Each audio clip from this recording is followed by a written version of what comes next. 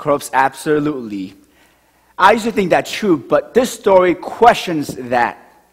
I'm not quite sure anymore if power corrupts, yes, but absolute power corrupts? In this story, absolute power actually consoles. Let's start with power corrupts. True, power corrupts. Even from the school playground to the Capitol Hill. Right? In any place, when a person knows he has a leverage, he will use it for his advantage. My son, Ian, 8 years old, came to me and he said he has stress in school. And why? He says, kids call him Chinese eyes. I was like, even at this age? And it wasn't just a single event, it was constantly. So now I need to address it with the teacher and the principal. Even in a playground, if the majority knows they are the majority, they will take advantage of it. Saddam Hussein ruled with iron fist from 1979 to 2003, Iraq. He wasn't born a killer, but once he had the power and no accountability, and he could do whatever he wanted to do, he did do whatever he wanted to do, and he became a killer, and a vain man too. Mark Bourdain did an essay while he was still in power called A Tale of a Tyrant. Interesting facts. He did a 19-volume biography of his life, and all Iraqi officials were mandated to read it. He also produced a 6 episodes movie about his life called The Long Days. And he called one of the directors who made 3 of the James Bond movies. So if you have power and you could abuse it, you will abuse it. Power corrupts. And here we see the exact same thing, isn't it?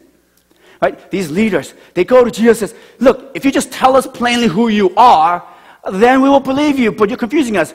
But Jesus goes, all right, I'll tell you, I am. It's not because they were confused that they did not accept him. They go, give us a sign that you are from heaven. Jesus goes, okay, Lazarus, come forth. And they see the sign. They can't deny it, but they still reject him. It wasn't because they didn't understand. It wasn't because they didn't have enough evidence. What is it? Power. They had power. They didn't want to lose power.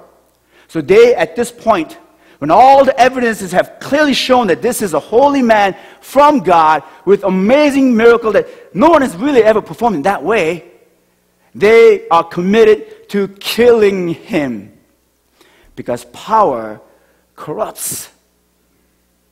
It's so corruptive, they don't even know their own corruption. I mean, listen to the reasoning. It sounds noble for the people of Israel. You know, because Roman Empire will come, so many people will die. Let just one man die. But you could hear it, right? Were they really worried about the people of Israel? And the Rome comes, what is this mess? You guys, the ones that we appointed, out of here. They didn't want to lose their power. Power corrupts.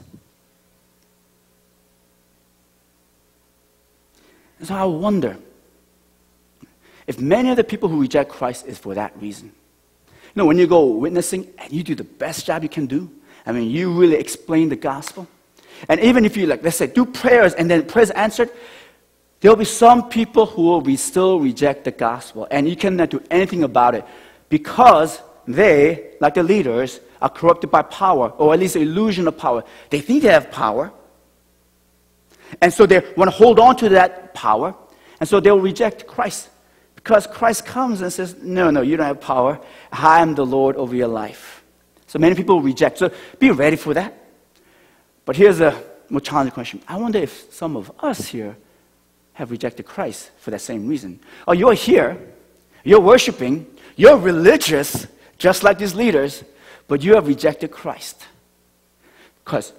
Not because you're not convinced, not because it still doesn't make sense, but because you still want to retain your own power. You don't want Christ to tell you anything in your life. You don't want Christ to tell you how to run your business, or what career to choose, what friends to be with, or how you live your sexual life. No, you don't want that. You want Christ to stay right here on Sunday and help you to stay the same. Forgiveness is abuse, isn't it? Forgive me so I can stay the same, so I can continue on with my sin. How many of us here are rejecting Christ? and just being religious, because our sense of power, we think we have power, and we want to hold on to the power, even if it is an illusion, and so we reject Christ. Aldous Huxley, I've quoted this before to you, right? The philosopher, talking about the meaninglessness of the world, he's not just exclusively interested in the pure metaphysics, but actually he's interested in it because he doesn't want a reason. In other words, if the world doesn't have a meaning, right, then there's no reason for him to change his lifestyle. The meaningless world allows him to do whatever he wants, and for his friends to use all political power to his own advantage. There's a philosopher being very honest with us. We reject Christ because of power, and we want to hold on to it. Power corrupts, no question about it. But what about it? Absolute power. Does absolute power corrupt?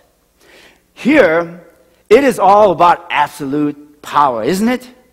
Like, what is the enemy that no emperor can defeat? What is the enemy no army cannot conquer? Death. Death defeats anything and everything in the world. And here's Jesus, and Jesus defeats death. This story is about power. Remember the first miracle? The first miracle in John is changing water into wine. Jesus was very quiet about it, right? It happened behind the kitchen. He didn't tell everybody. He didn't go, I see you're running out of wine. Watch me turning water into wine. Ta-da! You like it? No, he's not quiet. Few people know. In fact, the people who are drinking it and now they're getting a little tipsy, they're like, whoa, to the host, you brought the best wine. They don't even know the miracle happened. But here, this is public. This is public. He goes to Bethany when the mourners have crowded the house.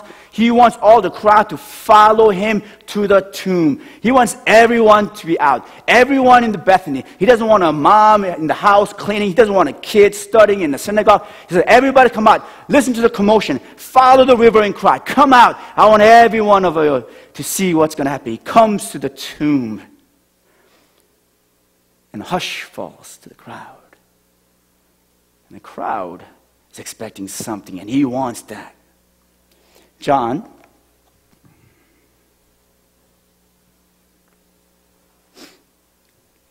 chapter 11, verse 41. So they rolled the stone aside. Then Jesus looked up to heaven and said, Father, thank you for hearing me. You always hear me, but I said it out loud for the sake of all these people standing here, so that they will believe you sent me. Roll the stone. Open the curtain. I want everyone to know what's happening. I want everyone to see this is a display of power. And not just any power, but absolute power. Because Lazarus is dead. 4 days, right? Dead. Right? Now, there are stories where the prophets like Elijah, they raise people from the dead, but it usually happens right after, right? And they die, he goes, prays, and there's a Jewish theology, like the spirit doesn't fully leave, and it's lingering, and so he's calling back. So there's power in that, but that person is not really dead. When's the point when the person is really dead? Right? Because even in those times, like even today, right, we might say medically the person is dead, and we think it's dead, but it might not be, and there's some reason, some other stuff that we cannot see, and they come back. For them, Jewish 3 days, 4 days was a time when you can say that person is dead. What's the mark? The smell. Right? A person who's really not dead but looks dead doesn't smell. But if you're dead, you rot. You rot. And that was a sign. And that's why don't roll away the stone. It stinks. It's rotting. That's to say, this person is dead beyond any power of any prophets. Roll away the stone. And he goes, Lazarus, come forth. And he uses words. He doesn't use any hands, no rubbing of the body. Words. Just like God, in the beginning, used words to create world. So here he is, just commanding the dead thing, the rotting body, and it comes back to life. This is absolute power. He just punched death on the nose. The amazing thing, though, is this. In this story, about the display of the absolute power of Christ, is also the display of Christ's vulnerability. How Christ can be so sensitive. The most powerful being is also the most sensitive being. You guys all know this Bible verse. Jesus wept. You know this because you use it. When you went to the retreat and you had to memorize Bible verses for lunch, Jesus wept. I'm done. Give me my lunch. And we use it to eat lunch, but there's something about that simple Bible verse that tells us about the humanity of Jesus.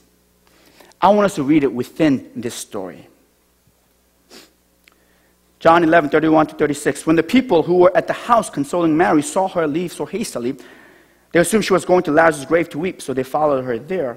So this is when Mary hears that Jesus is here. When Mary arrived and saw Jesus, she fell at his feet and said, "Lord, if only you had been here, my brother would not have died." When Jesus saw her weeping and saw the other people wailing with her, a deep anger welled up within him, and he was deeply troubled.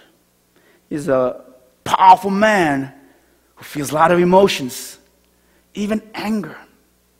And when you think about it, even anger, you have to be vulnerable. "Where have you put him?" he asked them. They told him, "Lord, come and see." Then Jesus wept.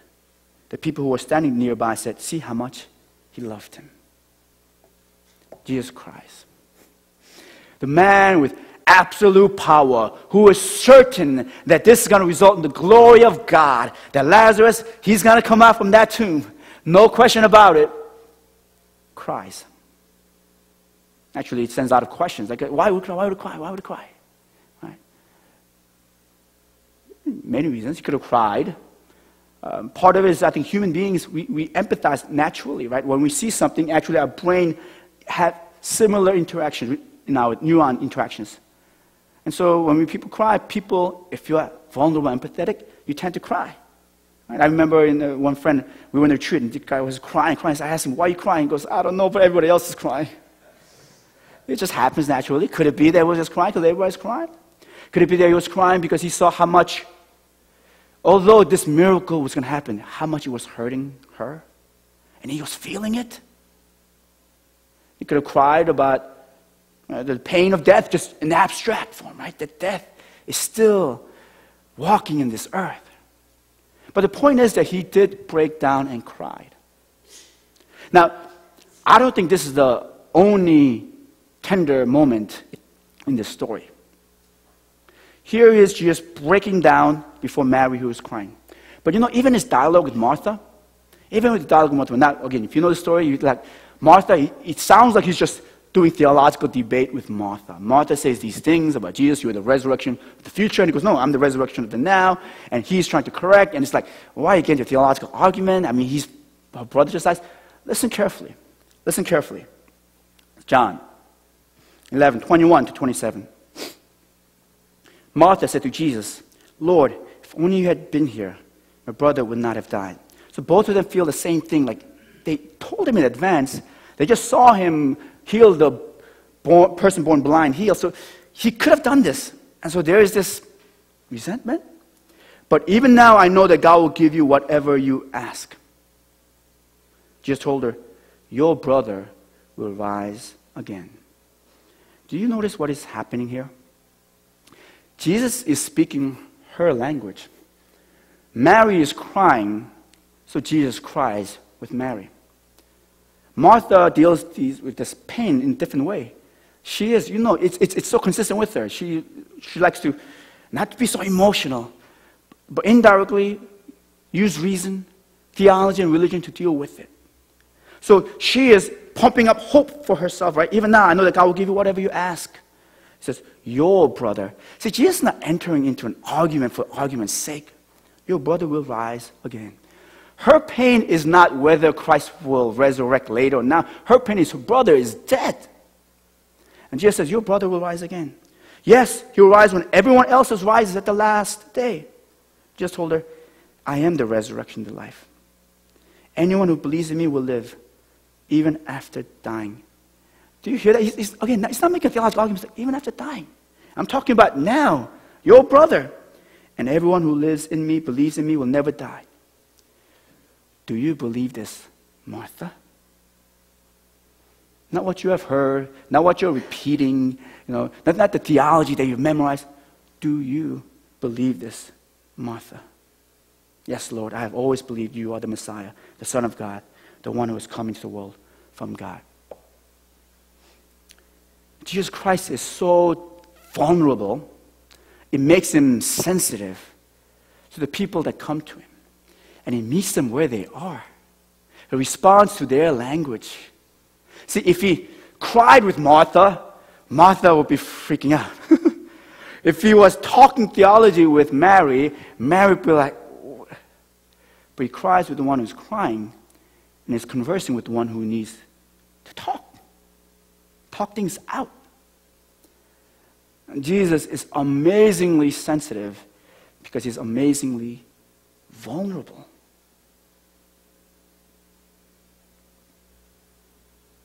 Power corrupts, but absolute power consoles. Do you know why? Because human power is an illusion. And anyone who has the power knows that. They know that their hold on it is tenuous. And so they will try to do anything and everything to hold on to that power. Uday, son of Saddam Hussein, said to Mark Boudin, the essay, my father's left-hand shirt pocket does not know what's in his right-hand shirt pocket.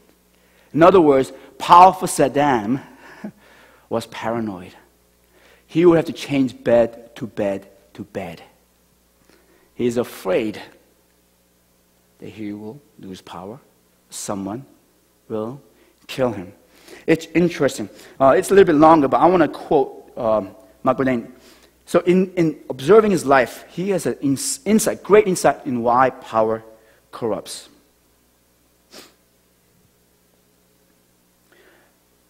The tyrant's choices are the narrowest of all.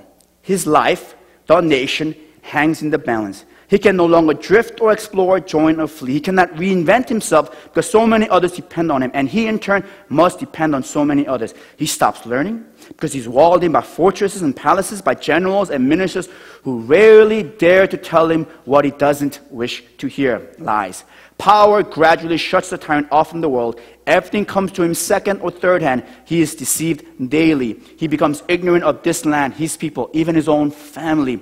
He exists finally only to preserve his wealth and power, to build his legacy. Survival becomes his one writing passion. The powerful being, only thing he could think about is survival, so he regulates his diet, tests his food for poison, exercises beyond well-patrolled walls, trusts no one, and tries to control everything. That's what power corrupts. Because he knows that he doesn't have it. So he will lie, deceive, control, manipulate to keep it. But absolute power, it is confident. It is absolute. It cannot be lost. Christ knows he is the Lord of all. And when you know the power cannot be lost, when you're confident in the power, and for him, of course, the absolute power comes from his absolute trust in the Father God, what are you afraid of? What are you afraid? You're not. And so you can be vulnerable. You can be broken. You can break down. You can be sensitive. And yes, you can cry. You see what I'm saying? I'm not saying power and weakness, vulnerability is just two opposite things, but somehow we have to hold it together. What I'm saying is they're really the one and same simple truth. Absolute power is vulnerable. True strength can be weak. Only the God on the throne can become the God on the cross. This is why we can come to God. God is so powerful. Why would he care for me? No, God is so powerful. That's why he can care for you. God is so many, universal, and he's a supreme being. Why would he care for the details of my life? Because he's a supreme being, He has the openness to care for the details of our life. This is who we serve, God. God, He's there, and He cries with you over your father's funeral. He cries there with you when your heart is broken. He cries there with you when you just don't know what to do with your children. He's there with you when you don't know when the next rent payment will come. He's there. He knows. He cares. And He cries there with you because He is absolutely powerful. The Almighty. He's all that. And so He cares about all that happens in your life. What comfort. What truth. Take this today. The absolute, powerful God loves you in every details of your life, cares for whatever anxiety right now is running through your mind, and He will be there with you and meet you where you are. But there's another thing too. Christ becomes a model for us. We realize then, to become strong, we need to be weak. To become powerful, we need to be vulnerable. We have a different way of living. We can become more sensitive, more broken, and break down, because this is not the loss of power. This is the final admission that we're in the hand of an awesome and powerful God, and we can rest in that power. A life of vulnerability.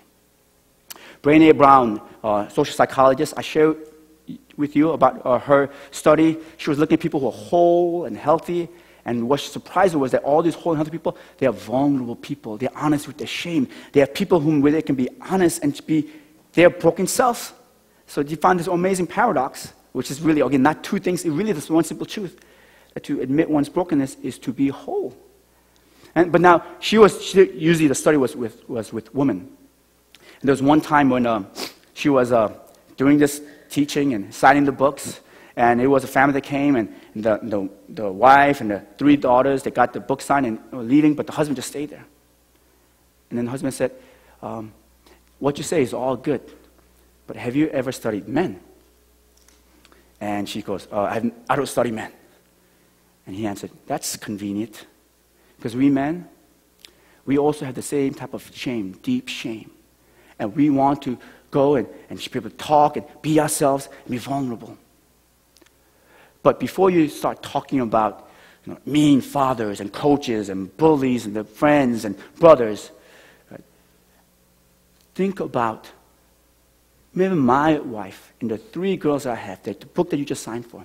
They would rather see me die on the top of my white horse than to see me fall off.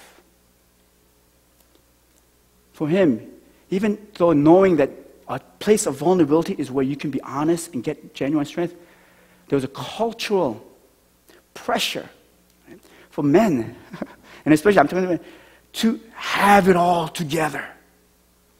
And so even though we speak about vulnerability from the pulpit or even have any teachings out there, but we don't dare.